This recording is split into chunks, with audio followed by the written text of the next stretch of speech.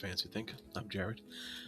Today I'm going to do a short, off-the-cuff review of Alastair Reynolds' Redemption Arc. Yeah, we have some glare, but there we go. Redemption Arc.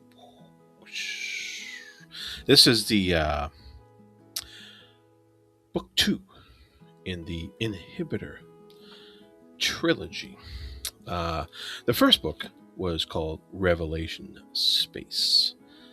So these are, pretty famous books from what I can tell, at least within the sci-fi community.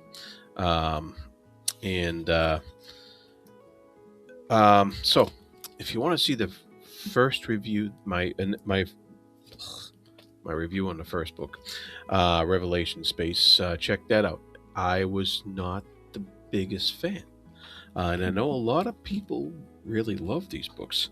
And so I was disappointed that I wasn't the biggest fan of the first book. It's not because of this guy, not because of a lack of ideas. This Alastair Reynolds has so many ideas. I mean, he throws everything at you. So we get into book 2 here, Redemption Arc in the Inhibitor Trilogy, and we start to get some things revealed that there was a lot of big questions about in that first book, and that makes sense. The one thing that bugs me about Reynolds's writing is, and I've been trying to pin this down for a while, like what is it that just doesn't, I just don't find engaging or attractive, or what is it, whatever it is. Because honestly, in the first book, I thought it was because none of the characters were all that likable, and a little bits here and there, but he didn't seem to have the means of giving us character depth that we really wanted to care about. This book, he improved on that a little bit, and this book, he improved on a lot actually from the first book, and I'm glad that he did, because I have a feeling that on our podcast, Speculative Speculations, for which we're reading these, we will be going into the third book, next month sometime. So,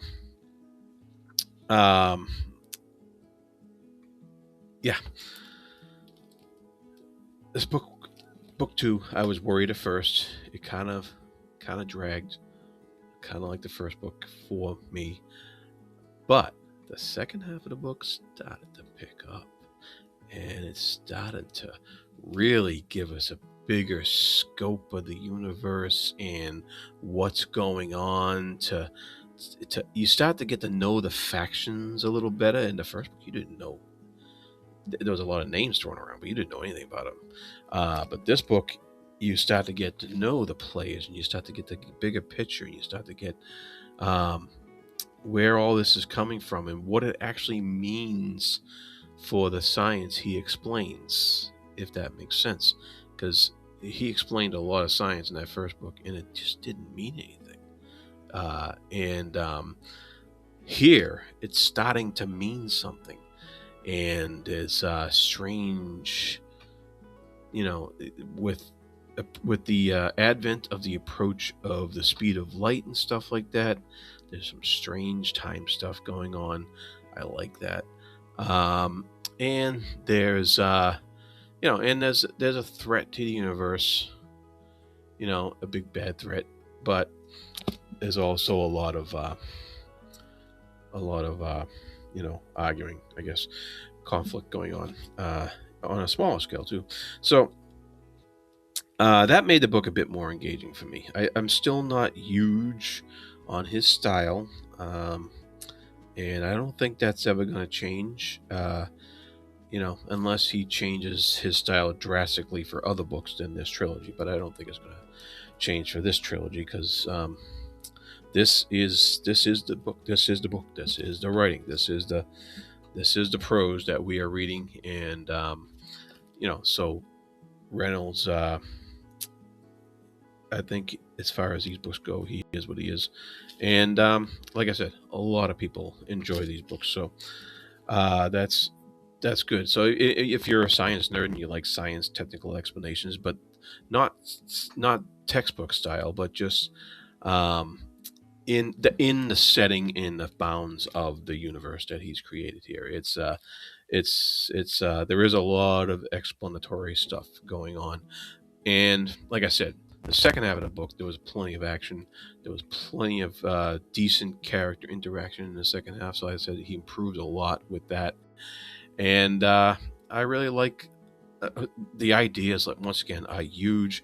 I really like his themes about the immensity of the universe, um, and what it takes to have long term effects on the universe, rather than just what people are fighting about today. And so that is that's one of the biggest things that he gets across. Things happen in 3 billion years, and it's all explained about in that manner. So does he leave stuff open for the third book? Yeah, there is definitely some room for storytelling and answers to come in the third book in this trilogy. But this second book did have a pretty decent wrap up for the minor storylines that were going on in this book. So uh, I hope that clarifies things for whether you might enjoy these books, the second book, Redemption Arc. And so there was some slight redeeming going on with Mr. Reynolds and myself, as far as the writing goes. Slight, not all, slight. We'll see if the third book manages to bring me around all the way. So, what do you think? What do you think about Redemption Arc? Yeah. Okay. It's still not going to be in the stratosphere of great for me, but better. Better. So that's what I'm going to give it for now. Yeah, with all that said, be good to each other. Please like and subscribe if you like this review. And thank you for stopping by.